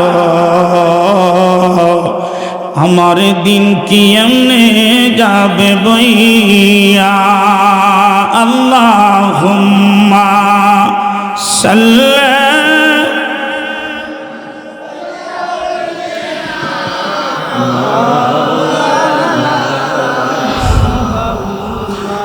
وعلى آل سيدنا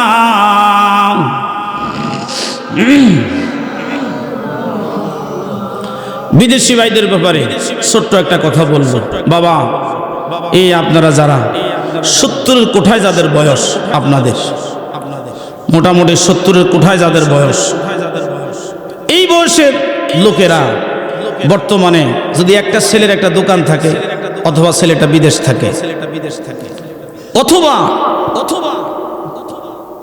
এই ছেলেটা একটু রুজি রোজগার করে কোনো চাকরি বাকরি করে আপনারা এখন বাবা মা দুইজন রিটায়ার্ডে আল্লাহর কসম করে বলি সৌদি আরবে এই সমস্ত মুরব্বীরা কিন্তু রিটায়ার্ডে না তারা একটা গাড়ি চালায় 80 বছরের একজন মুরব্বী তিনার একটা গাড়ি আছে সকালবেলা মদিনার গেটে মক্কার গেটে গেটে দাঁড়াইয়া রাস্তায় রাস্তায় দাঁড়াইয়া এই লোকটায় সবারই উঠাইতেছে জিয়ারা করাইতেছে টাকা ইনকাম করতেছে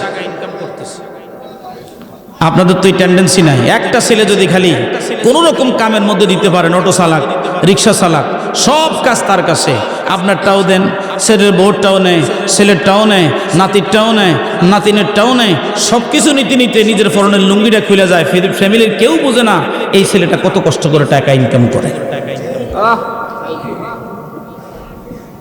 এই জন্য বাবা আজকে এই যে প্রবাসী ছেলেদের ব্যাপারে বলতে বলছে কারণ আমি জানি প্রত্যেকটা মাহফিল এই প্রবাসী ছেলেদের কিছু না কিছু ইয়ে থাকে শুধু গান জড়ানা এদের রক্ত পানি করা টাকা দিয়ে আপনারা মাহফিল করেন আনন্দে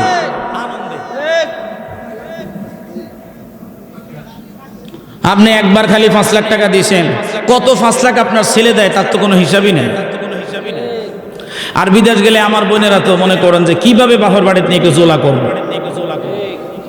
ওই টেন্ডেন্সিতে সবসময় ব্যস্ত থাকেন বোনেরা ভাববেন না আপনার শ্বশুরে 25 বছর আপনার স্বামীকে ফালার পরে আপনি এই বাড়িতে আইছেন কি করেন আপনারা? সত্যনি কথাটা, প্রত্যেকটা ছেলের বউকে এটা বুঝতে হবে।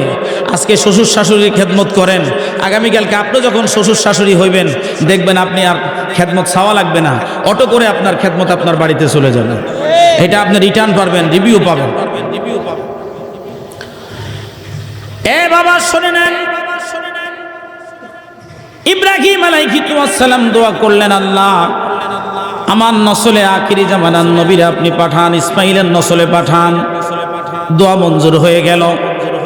দোয়া মঞ্জুর হয়ে যাওয়ার পরে মুসলমান এবার ইসমাইলের পেশানের মধ্যে তো আগে না পরে না, আগেই তো নবী মুহাম্মদের নূর মুবারক চলে আসছে। আজকে সুন্নতি আর ওহাবিদের মধ্যে পার্থক্য, সুন্নিরা নবীর নূর মানে, ওহাবিরা নবীর নূর মানে না।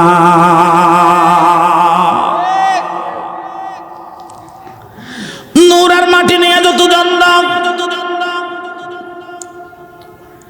আল্লাহ কখনো বলেন আমি সর্বপ্রথম নূর বানাইলাম, আবার কেউ বলেন কলম বানাইছে, কেউ বলে ফানি বানাইছে, কেউ বলে চন্দ্র বানাইছে, কেউ বলে সূর্য বানাইছে।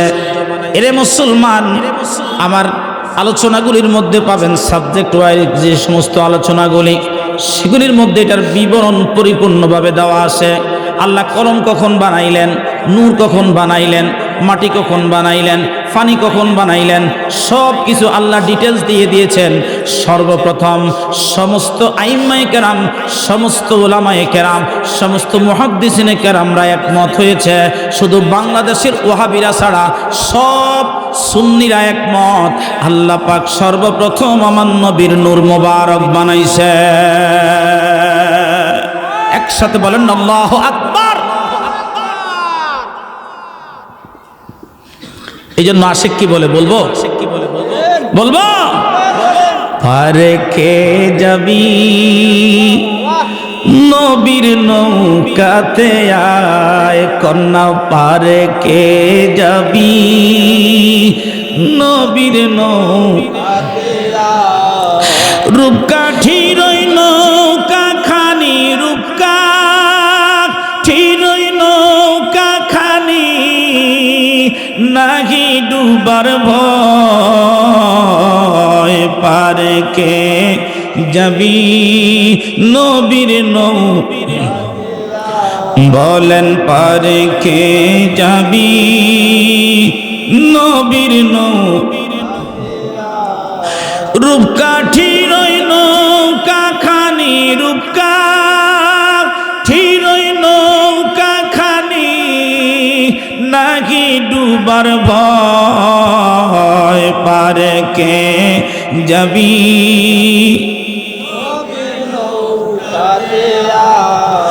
পারে কে যাবি নবীর নৌকাতে আয়, নবী না মানে যারা মুআহিদ কাফের তারা, এই দুনিয়া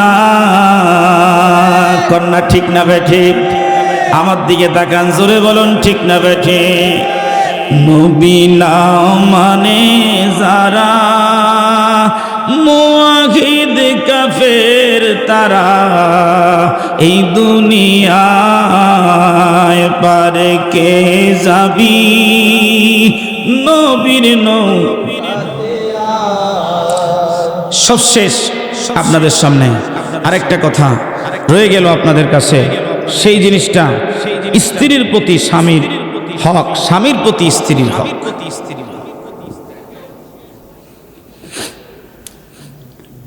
ভাইয়ের প্রতি বোনের হক, বোনের প্রতি ভাইয়ের হক।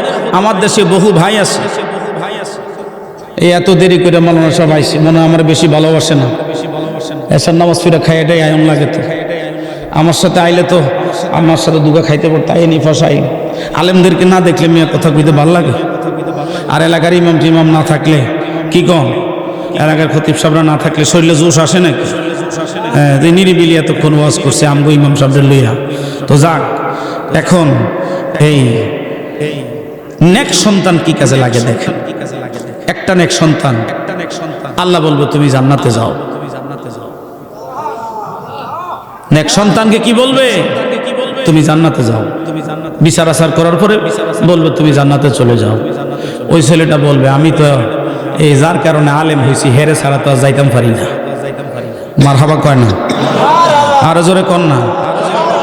কি কয়? যার কারণে লেখাপড়া করছি হেরে ছাড়া যাইতাম না। তো কারে কারে নিবা? কে তোমার লেখাপড়া করেছে? আমার আব্বা আম্মা আছে দুইজন। কয় দুইজন লইয়া যাও। কয় না আরো বাকি আছে। আমার হুজুরে লাগবো। আমার হুজুরে আমার ফিডাইছে, মারছে, আবার বুকেও লইছে। আমি ফরা না পড়লে মারছে, ফরা দিতে পারলে আমার বুকে নিয়ে দোকানে নিয়ে চকলেট খাওয়াইছে, আমার হুজুরে ছাড়া যাবে না। তো ঠিক আছে যাও, তোমার হুজুরে লইয়া যাও। কার কারে নিবা? কয় আমি যে বাড়িতে লজিং আছিলাম তারা আমারও খুব আদর করছে।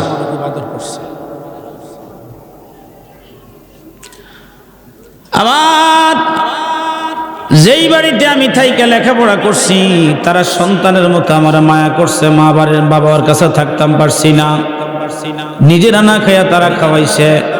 তাদের খাওয়ান খাইয়া শরীরের মধ্যে শক্তি যোগাইয়া আমি বড় হয়েছি, লেখাপড়া করে আলেম হয়েছি। তাদেরকে ছাড়া জান্নাতে যাব না। কয় যাও তা করে নিয়ে যাও। কয়জন হয়েছে? হ্যাঁ হ্যাঁ 5 জন হয়ে গেছে। বাবা মা, শিক্ষক, তারপরে হলো লজিং মাস্টার 2 জন, জামাই বউ। কয়জন হইল? আর কয়জন বাকি থাকে? আরো 10 জনের মধ্যে আরো 5 জন বাকি থাকে। ঠিক নেই? এই 5 জনের হিসাবটা আপনারা দেই। বলবে আমি যখন মুক্তবে ছিলাম, মুক্তবে আমার একজন শিক্ষক ছিল যিনি হাতে খড়ি, অহন্ত ফলাফলের মুক্তবে পড়ে না। এই জন্য ছেলেরা মানুষকে সালাম দেয় না। আমরা মুক্তবে ছিলাম, ওই সকালবেলার মুক্তবটা ছিল এলাকার ছেলেদের জন্য, মেয়েদের জন্য একটা নিয়ামত। কারণ শুদ্ধ কোরআন শরীফ আমাদের ছেলেরা এখন আর পারে না। যেই সময় আমরা মুক্তবে যাইতাম ওই সময় আমাদের ছেলেরা এখন কিন্ডারগার্টেন করে। এটা ইহুদিদের একটা বড় চাল, কোরআন থেকে আমাদেরকে দূরে সরানোর জন্য বড় চাল। দেখেন বাবা, মুক্তবে গেলে ফ্রি পড়তো, এখন আমরা টাকা দিয়া 2 গুণ 3 গুণ 5 গুণ টাকা দিয়া সেখানে পড়াই, কিন্তু সেখানে কোনো আদব নাই। সেখানে মুরব্বীদেরকে সালাম দেওয়া শিখানো হয় না, বরং কি বলে জানেননি? তাদেরকে বলে চোখ বন্ধ করো। চোখ বন্ধ করার পরে এবার বলে আল্লাহ, তুমি আল্লাহর কাছে চকলেট চাও। দেখো আল্লাহ তোমাকে চকলেট দেয়নি। বাচ্চারা তো বাচ্চা মানুষ, নাস্তিক কেমনে বানায় দেখেন। কয় আল্লাহর কাছে তুমি চকলেট চাও। এখন চোখ খোলার পরে কয় চোখ খোলো। কয় তোমার আল্লাহ কি চকলেট দিছে কিনা? বলে না, দেয় নাই। বলে এবার বলো আফামনি তুমি আমাকে চকলেট দাও। এবার ওই ছেলেরা চোখ বন্ধ করে, আফামনি হাতে হাতে হাতে হাতে একটা করে চকলেট দিয়া এবার বলে চোখ খোলো। এবার চোখ খোলার পরে বলতেছে চকলেট খেয়ে দিল, কো আফায় দিল। তাহলে বলো আল্লাহ বড় নাকি আফায় বড়? এই শিক্ষা অর্জন করানোর জন্য আমরা কিন্ডারগার্টেনের ছেলে মেয়েদেরকে পাঠাই। ওই ছেলেরা আমাদের জন্য এখন আর রহমত না। আমার ঘাম জোড়া অর্থ দিয়া সম্পদ দিয়া ছেলে মেয়ে নাস্তিকের প্রতিষ্ঠানে পড়ানোর কারণে এই ছেলে ভবিষ্যতে আমার জন্য বিমুখ হয়ে যায়। আমাকে খুঁজে খুঁজে খুঁজে খুঁজে বৃদ্ধাশ্রমে পাঠায়। একটা আলেমের বাবাও পাবেন না বৃদ্ধাশ্রমে গেছে, একটাও পাবেন না আলেমের বাবা, মসজিদের ইমামের বাবা নিজে সারাদিন এখানে ডিউটি করবে। যদি মা বাবা থাকে বিকালবেলা যাইয়া মা বাবার খেদমত করবে। একজন ছেলে মায়ের খেদমত করতে, আলোচনাটা করে শেষ করে দেই। মা অসুস্থ, ছেলে কাঠুরিয়া। মা অসুস্থ, ছেলে কাঠুরিয়া, সারাদিন কাঠ কাটে। সকালবেলা মাকে সুন্দর করে গোসল করে গরম কাপড়ের মধ্যে শোয়াইয়া খাওয়াইয়া চলে যায়। বিকাল বেলা এসে আবার মা পায়খানা করে প্রস্রাব করে ঘর থেকে বের হতে পারে না। প্রতিদিন ছেলেটা, আমার প্রাণের ভাইরা, বিকাল বেলা আসে আবার গরম কাপড়ে মাকে শোয়াইয়া মাকে গরম কাপড়ে রাখে। পরিষ্কার করে দেয়। এইভাবে দিন যায় রাত আসে, রাত যায় মাস, দিন যায় মাস, মাস আসে বছর। ছেলেটা শুধু একটিবার মার কাছে বলে, মা গো, আমি তোমার যত পারো যত বলো খেদমত করবো গো মা, শুধু আমাকে একটা সুযোগ দাও, আমি একটিবারের জন্য জীবনে আমার নবী রহমাতের নবীকে একটু দেখতে চাই।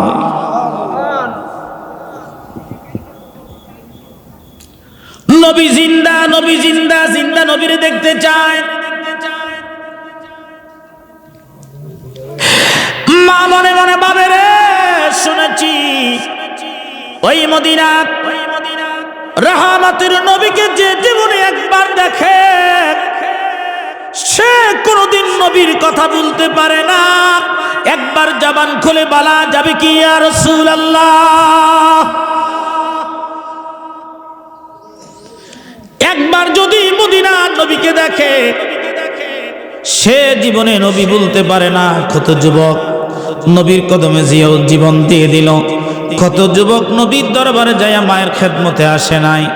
ওই ছেলেটা যদি একবার যায় আর যদি ফেরত না আসে, নবীর চেহারা তো চেহারার মধ্যে ছিল একটা আকর্ষণ, মায়ের ভয় ছিল ছেলেটা যদি না আসে কে আমার খেদমত করবে।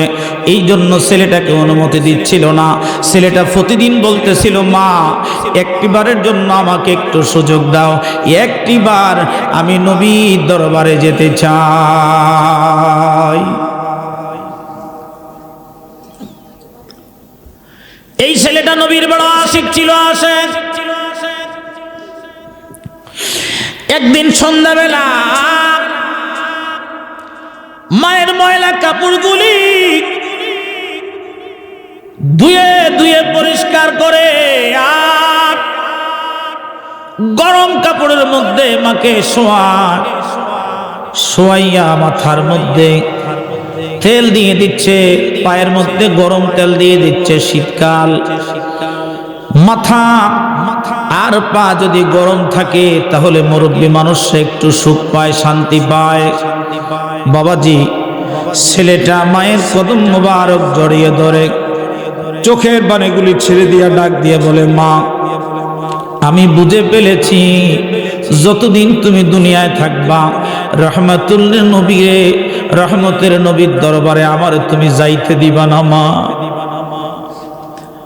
রহমতের নবীর কাছে আমারে যাইতে দিবা না, আমি বুঝে ফেলেছি তুমি আমারে যাইতে দিবা না। ছেলেটার কান্না দেখে মা সহ্য করতে পারে নাই।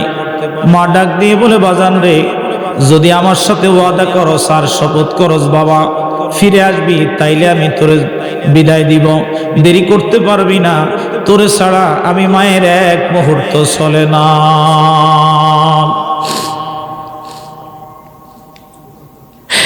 একটা দৌড় বেরিয়ে নবীজি গড়ের দিকে, মদিনা শহরের দিকে নবীর প্রেমিক রওনা করলেন। নবীজি রাডারের মধ্যে খবর চলে আসলো, রহমতের নবীর কাছে একটা পাগল ফিরে আসতেছে। আহারে আম্মা জান আয়েশাকে বলে, আয়েশা রে, আমার একজন মেহমান কিছুক্ষণ পরে আমার বাড়িতে আসবে রে আয়েশা, আমি চলে যাচ্ছি, যদি আসে বলবা নবী বাড়ি নাই। আম্মাজান বলেন, ইয়া রাসূলুল্লাহি, এতদিন ধরে আপনার ঘরের মধ্যে আমি খেদমত করি গো নবী, কোনোদিন তো দেখলাম না আপনি মেহমানের কথা শুনে বাড়ির থেকে চলে যান, আজকে কেন চলে যাবেন? বলে, উত্তর দেওয়ার সময় এখন না, আমি পরে দেব। শোনো হে আয়েশা, তুমি বলবে, সালাম নিয়ে বলবে নবী বাড়িতে নাই। এই কথা বলেই নবী চলে গেল।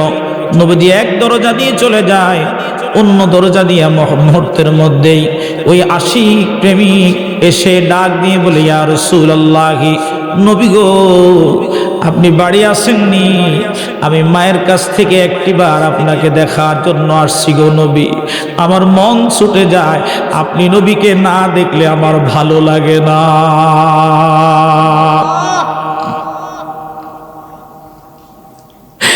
আপনি নবীকে না দেখলে আমার ভালো লাগে না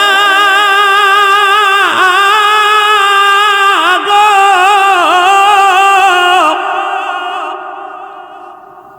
ইয়া রাসূলুল্লাহ বাড়ি আসেননি? নবী গো বাড়ি আসেননি।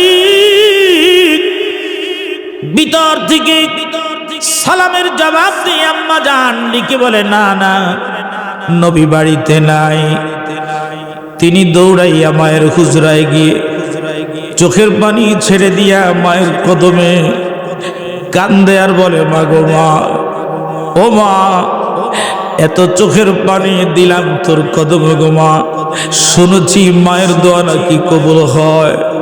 আজকে দেখলাম তুই মায়ের দোয়াও আমার কবুল হয় নাই। আমি আমার নবীর দেখা পাই নাই ও মা।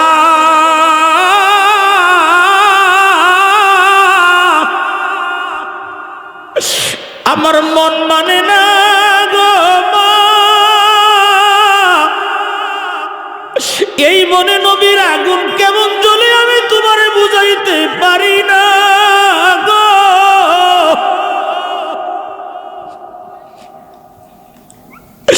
কিছুক্ষণ পরে নবী আমার ঘরের মধ্যে আসছে, এসে ডাক দিয়ে বলে, আয়েশা রে, এতক্ষণে মনে হয় আমার মেহমান এসে চলে গেছে রে আয়েশা। নবীজি বলেন, হুজুর আপনি কেমনে বুঝলেন আপনার মেহমান আসছে? আমার নবী বলেন, আয়েশা রে, যারা আমি নবীর ভালোবাসে, আমি নবী তাদের শরীরের গ্রাণ শুকলেই বলতে পারি তো কে আমারে ভালোবাসে, কে আমারে ভালোবাসে না। আমার ওই আশেকের গ্রাণ আমার বাড়ির আঙ্গিনা থেকে এখনো যায় নাই রে আয়েশা।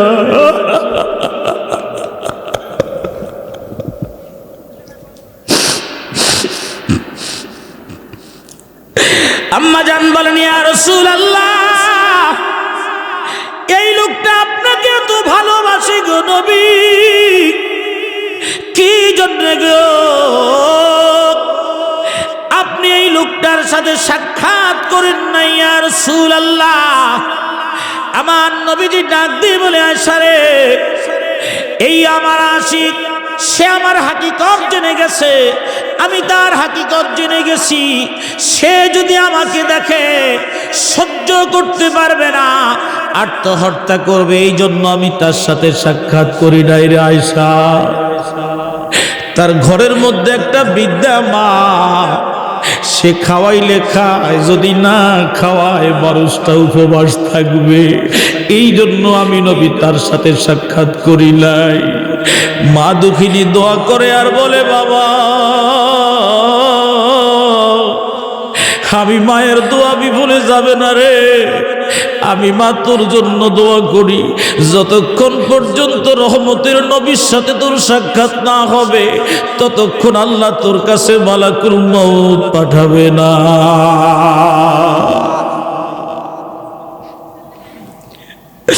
ওই সাহাবী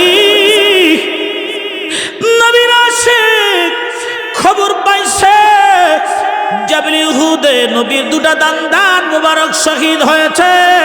একসাথে জবান খুলে বলা যাবে কি আল্লাহু আকবার? ডাক দিয়ে বলা যাবে কি ইয়া রাসূলুল্লাহ? জাবল উহুদের মধ্যে নবীর দান মুবারক শহীদ। এটা দেখে আমার বানের ভাইরা, এই কথা তিনি তিনার কানে মাত্র শুনছে, কোন দুটা দাঁত কেউ বলতে পারে না। ইটা দিয়ে পাথর দিয়ে 32টা দাঁত ভেঙে ফেলেছে। আর আমার নবী ওফাতের পূর্বে বলেছে, ওই করণ শহরে আমার একজন আশেক আছে রে, ওই আশেক নাম তার ওয়াইসেল করুনি, করণ শহরে বসবাস করে। আমার ইন্তেকালের পরে আমার সালাম জানাইবা, আমার জুব্বা মোবারক তারে দিবা, দিয়া বলবা আমার উম্মতের জন্য যেন সে একটু দোয়া করে। তার দোয়ার কারণে আমার সুলওয়ানি উম্মতের গুনাহ আমার আল্লাহ মাফ করবে। একসাথে জবান খুলে বলা যাবে কি আল্লাহু আকবার? হে রাসূল তোমায় ভালোবাসি, অন্তরে শুধুই মুখে না, জান্নাতের আশায় নয় হে রাসূল জাহান্নাম কেউ ডরি না জান্নাতের আশায় নয় হে রাসূল জাহান্নাম কেউ ডরি না তোমায় পাওয়ার আশায় মন ছুটে যায় মদিনায় এ আশিকে দিদার দাও না আর দূরে থাকিও না হে রাসূল তোমায় ভালোবাসি অন্তরে শুধুই মুখে না জান্নাতের আশায় নয় হে রাসূল জাহান্নাম কেউ ডরি না আল্লাহুম্মা সাল্লি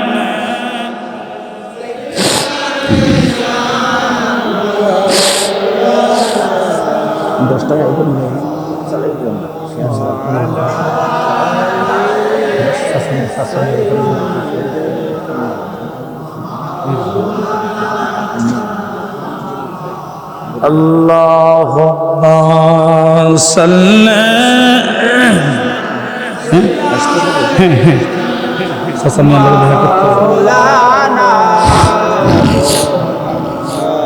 wa ala